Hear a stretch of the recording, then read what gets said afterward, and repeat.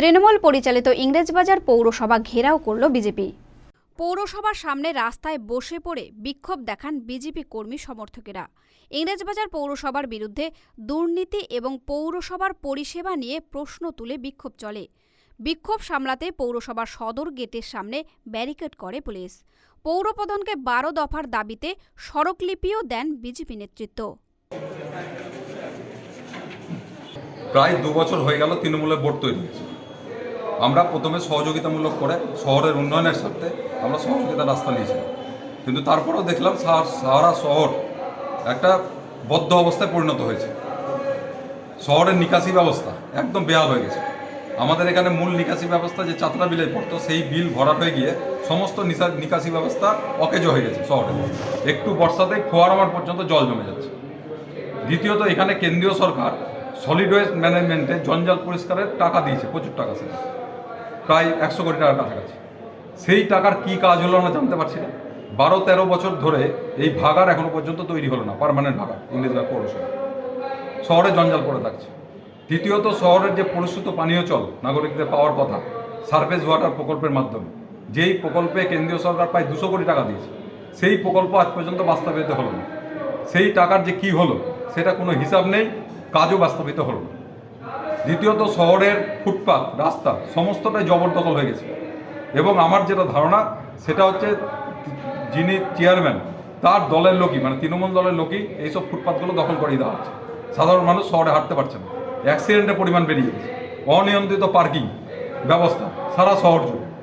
আমার পৌরসভায় গত 2 বছরে কিছু অস্থায়ী কর্মী যোগ হয়েছে। তারা কিভাবে যোগদান করেছে কাজে, তাদের কি পদ্ধতি হয়েছে তার সম্বন্ধে আমরা শ্বেতপত্র চাইছি, কিভাবে এটা হবে। এই বিভিন্ন বিরোধীদেরকে জানিয়ে বোর্ডের রেজুলেশন নিয়ে কাজ হচ্ছে। বোর্ডের রেজুলেশন সংখ্যাগরিষ্ঠ ভিত্তিতে হয়। বিরোধীরা এসে মিটিংয়ের অ্যাটেন্ডেন্সে সই করে, পরবর্তী যখন রেজুলেশন বেড়ায়, রেজুলেশনে বিরোধীদের কোনো রিফ্লেকশন থাকে না, সই সেখানে হয় না। বিরোধীরা যেটা সহমত কি সহমত না সেটা সেখান থেকে বোঝা যায় না। সামনে ভোট আছে, তাই বিজেপি কর্মসূচি নিয়েছে। আমাদের এই কর্মসূচি মাঝে মাঝে চলছে। আমরা ভোটের ভিতরে আমাদের 3 জন কাউন্সিলর আমরা বারে বারে এর বিরোধিতা করেছি, আমরা প্রতিবাদ করি।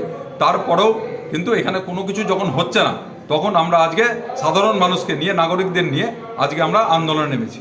আজকে মহানন্দায় 80টি নালা দিয়ে মহানন্দাকে দুর্গন্ধযুক্ত করে দেওয়া হয়েছে। ব্রিজ তৈরি হয়েছে, ব্রিজের গার্ডার এখনও পর্যন্ত নদীতে পড়ে আছে। মহানন্দার নব্যতা নষ্ট হয়ে গেছে।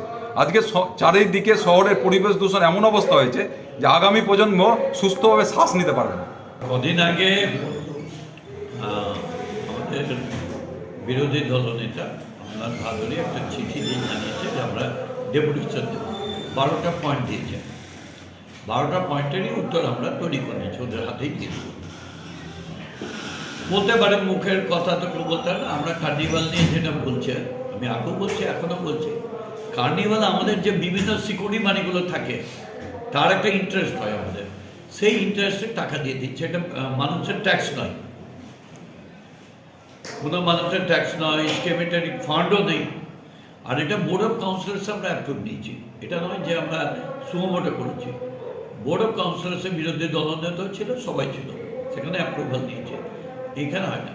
আমি দেখছিলাম, শুনছিলাম বক্তৃতা যে কয়েকটা কথা বলছে জঞ্জালের জন্য। আমি এটার দায়িত্ব নিয়ে বলছি, এই বোর্ড বিগত বোর্ডের যে থেকে অনেক বেটার কাজ করেছে জঞ্জাল মানে কন্ট্রোল করার, এবং সলিড ওয়েস্ট ম্যানেজমেন্টেরও ভালো কাজ হচ্ছে। জলের জন্য একটা ফেজের কাজ হয়েছে, আরেকটা ফেজে প্রায় 1,156 কোটি টাকা আরেকটা প্রজেক্ট আমরা পাচ্ছি। এরকম প্রচুর কাজ আমরা করছি, গ্রিন সিটি নিয়ে করছি, কাজ করছি। বলতে পারে পলিটিক্যাল মঞ্চ থেকে অনেক কিছু বলা যায়, কিন্তু ফিজিক্যালি যদি এসব সামনাসামনি বলবে তখন আমরা বলবো, আমরা আইন দিয়ে কোর্ট করেই তো বলবো। যে দেখুন আপনাকে বলছি, এই অভিযোগ যেগুলো তোলা হচ্ছে সেগুলো কি অযৌক্তিক?